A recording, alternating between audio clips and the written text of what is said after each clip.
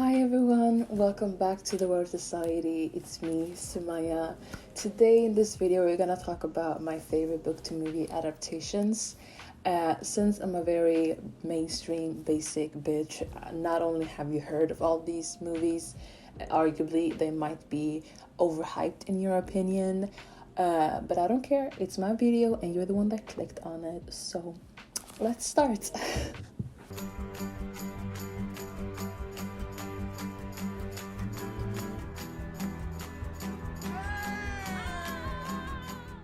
The first adaptation that we're gonna talk about is Perks of Being Wallflower. I love this book and I love the movie adaptation with my entire being. You know, being 14 is a very special age, and reading it and then watching the movie at that age. Thank you so much, Steven Strabotsky. Thank you. The movie is still one of my favorites. I cannot listen to Heroes by David Bowie without thinking about that tunnel scene. It's a masterpiece in my opinion, and I will not hear anything else. In my opinion, the movie does a lot of things right. First of all, with the casting, I cannot see anyone else playing Sam, Charlie, and Derek. Was his name Derek? No, Patrick. Oh my god. I cannot see anyone else playing Sam, Patrick, and Charlie with other than Emma Watson, Ezra Miller, and Logan Lerman. Amazing performances, truly. Also, I think maybe we can have like a discussion with authors writing and directing their movie adaptations. Obviously, other people can direct and write the screenplay for a movie adaptation and have it just as faithful to the source material as if the author did it. However, I find it to be really special when an author has that opportunity. I feel like you can really sense it in the movie, how the spirit of the book is there. I don't know how to elaborate more on that, honestly. I feel like when an author or screenplay writer has the opportunity to direct, it also controls more or protects their work more. And there's a lot of triggers in Perks of Being Wallflower, and I feel like Steven handled it really well. And I'm happy that he was the one that directed it, because it's a really special story. And I don't know how it would have worked out if somebody else took that story and did something with it. Anyway, that's Perks of Being Wallflower. A future where freedom becomes slavery, where privacy is forbidden, the past forgotten, and where living people simply vanish. The next adaptation that we're going to talk about is the adaptation of 1984 by George Orwell. As we all know, 1984 is a depressing dystopian where we follow the character Winston Smith, who's a member of the party and who's really frustrated by the control that the party has, and also the ambiguous leader, Big Brother. We all know the story, you know. All of us read it in English class sometime. What I didn't know is that there have been a lot of adaptations made of 1984 since it came out in the 40s, but my favorite one came out in 1984. I wonder if they did that on purpose, actually. If you go on Letterboxd and search up the 1984 release of 1984, a criticism that comes up a lot is that the movie is visually pretty but lacks depth. I don't understand, bitch. Don't understand. And I can understand that, but you cannot tell me that the movie is not pretty and the actors are bad, because those two aspects carried this film. Oh my god. I just think that the movie does such a good job of encapsulating the dystopian, depressing novel that the novel is, but also gives you the feeling that the book gives you while you're reading it. And John Holt and Susanna Hamilton acted their asses off. Like, their shoulders must hurt from carrying this movie on their backs. Oh my god. So the movie is great. I love it. But there's a lot of the book that doesn't go into the movie. So watch it, but also read the book if you haven't already. The victors of the 74th Hunger Games, Katniss Everdeen and Peter Malak.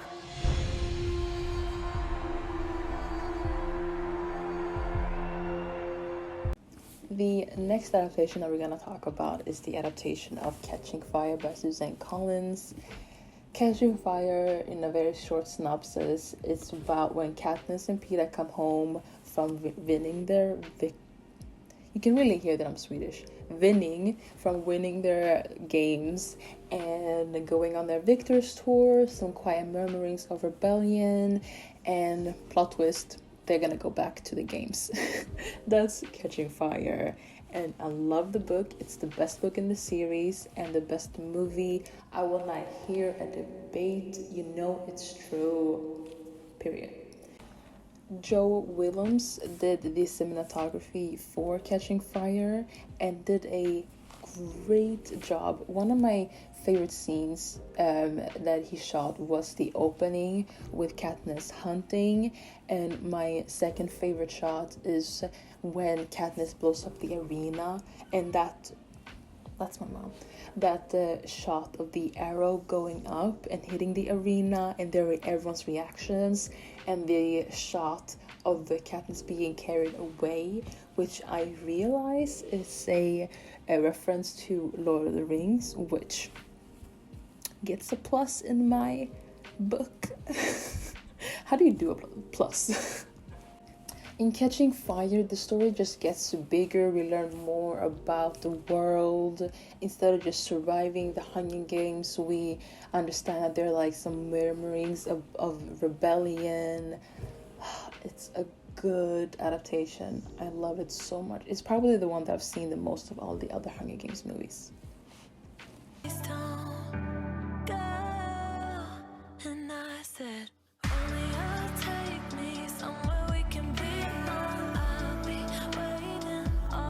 Okay, the next adaptation that we're going to talk about is the adaptation of To All the Boys That I Loved Before by Jenny Han. It's a story of the character Lara Jean and how she writes love letters to all the crushes that she has ever had, and then somehow those letters get out and people find out that she liked them, and then, drama happens. It's a faithful adaptation, although some things do get switched, like the way that we find out who sent the letters and how we find out, it's different than the book. But I'm not really a stickler to those kind of details as long as it's a faithful adaptations. I don't really care how the movie gets told, but it's just happy fluff. It's a happy fluff movie that I can watch every Valentine's Day when I'm home alone and I feel a little bit sad and I just want to watch a pick me up. I turn To All the Boys I Loved Before. I love the chemistry that the actors have with each other. I love the sisters in the movie, and I suppose I like Kavinsky. Although I'm like a hardcore John Ambrose McLaren stan, and I'm still really pissed off that Lara Jean chose not to be with John. Clearly she does not have standards. Okay, I'm gonna stop now. That was really mean. It's a sweet, happy movie that makes me feel good every Valentine's Day, and we're here for it. Everyone told us marriage is hard work. Not for me and Nick. As you all know, my wife, Amy Elliott Dunn, disappeared 3 days ago. This next adaptation is Gone Girl by Gillian Flynn. Another iconic masterpiece of a movie. Once again, I will not hear a debate.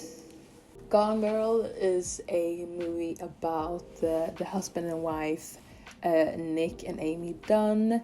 Amy goes missing, and eventually everyone gets suspicious of Nick having to do with anything about Amy's disappearance. That's all really you need to know. You know, things happen. Imagine knowing the spoilers and the plot twist in the movie. That's sad. That's truly sad. It's kind of like all of us who know that Darth Vader is Luke Skywalker's father. Imagine just watching that for the first time, you're like, what? Imagine watching this movie and hearing that iconic cool girl monologue for the first time. That monologue, yes, I have that monologue memorized. And Rosamund Pike was robbed of an Oscar for this role. I looked it up, was not even nominated. How is that possible? Once again, that monologue is iconic. And Amy Dunn is one of my favorite characters in general because I find her so fascinating. Although we lose a lot of her inner dialogue from the book and we lose a lot of her past that we learn in the book, I believe the portrayal that Rosamund Pike does and the direction and the screenplay does her justice. I just find her scary. Although I wouldn't do what she... If I was her, I would have just left Nick. I would have taken that bar from him, continued on to live my best girl boss life. But you know, you do you, Amy Dunn. God damn. It's a good drama, it's a good mystery, I love it very much. Your homework from this video is to go and memorize that cool girl monologue. It's a must.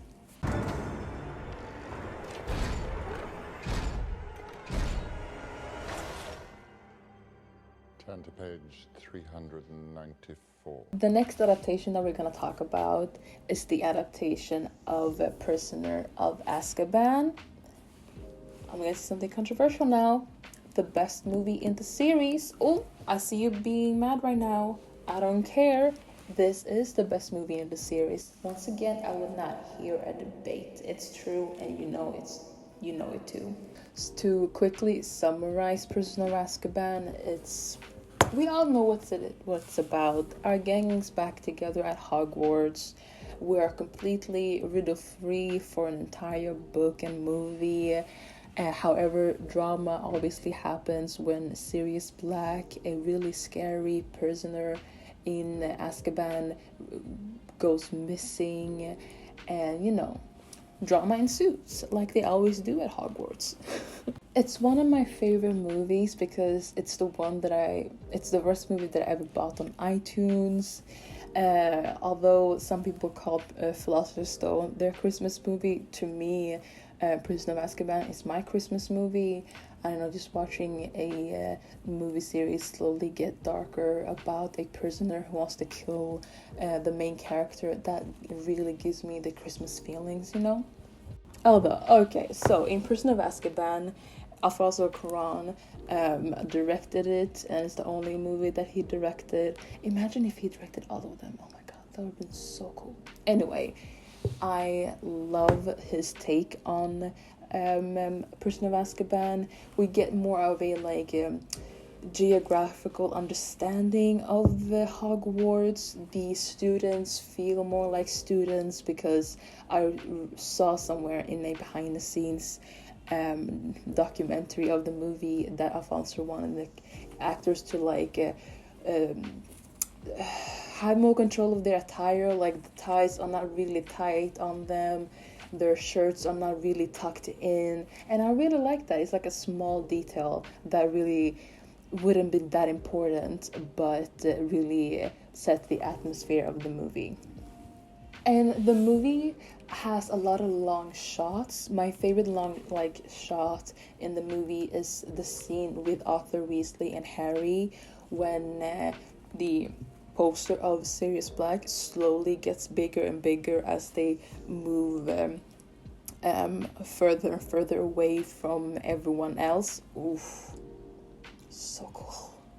here's my pitch. You know, in the last movie where we learn about the Deathly Hallows, the way that we learn about the Deathly Hallows, imagine learning more about the Marauders in that style. Oof.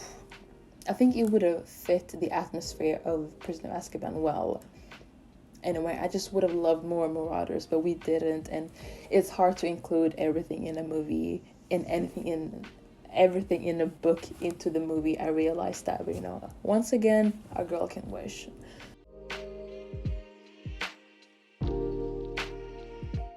Okay, we took a small break, but we're back. So I also asked a few people on our Instagram stories to tell me what their favorite book to movie adaptations are, and I picked a few. I'm gonna keep 2 of them anonymous because they're just normal everyday people, and I didn't ask permission to have their username in the video, but I'll keep the people who are booktubers and bookish people their username in the ask.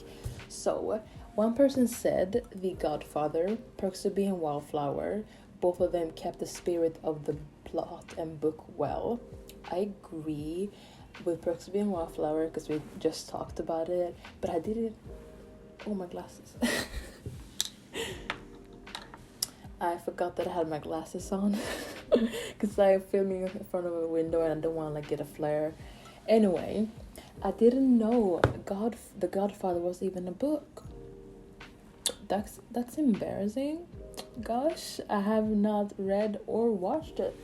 Anyway, so at Callie Reads Things, who's also a booktuber you should be watching, makes cozy reading blogs that can go with, you know, your nighttime routine. Anyway, she said Normal People. It stayed true to the book, great casting, and kept the essence of the characters. You might unsubscribe now, but I've never read Normal People. Sunny, the other host on this channel, loves, first of all, Sally Rooney and Normal People, and I feel really bad when I say, oh, I don't know anything about it other than being like a love story, has like some class drama. I'm not sure. Oh my god, okay, Perks of Steph, who's one of my favorite booktube channels, said Perks of Being Wallflower. Steph has taste, so go and subscribe to her channel right now. And Perks of Being Wallflower, we just talked about her. Great book adaptation. And another person said HB and the Goblet of Fire because I love the portrayal of the Triwizard Tournament. Wow, I could not read that for a second. Okay, let's blame it on my dyslexia. Anyway, the 5th Harry Potter movie, maybe one of my least favorite ones.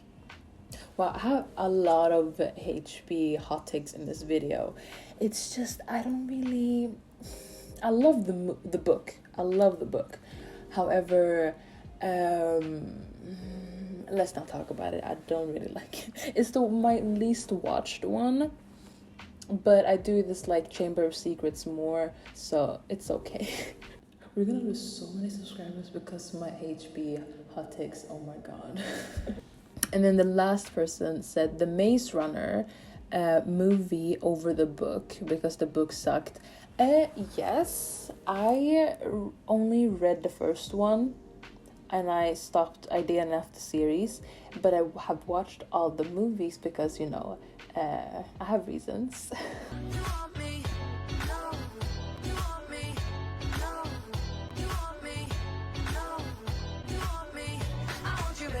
That's all I have for you today. I've had a lot of hot takes in this video.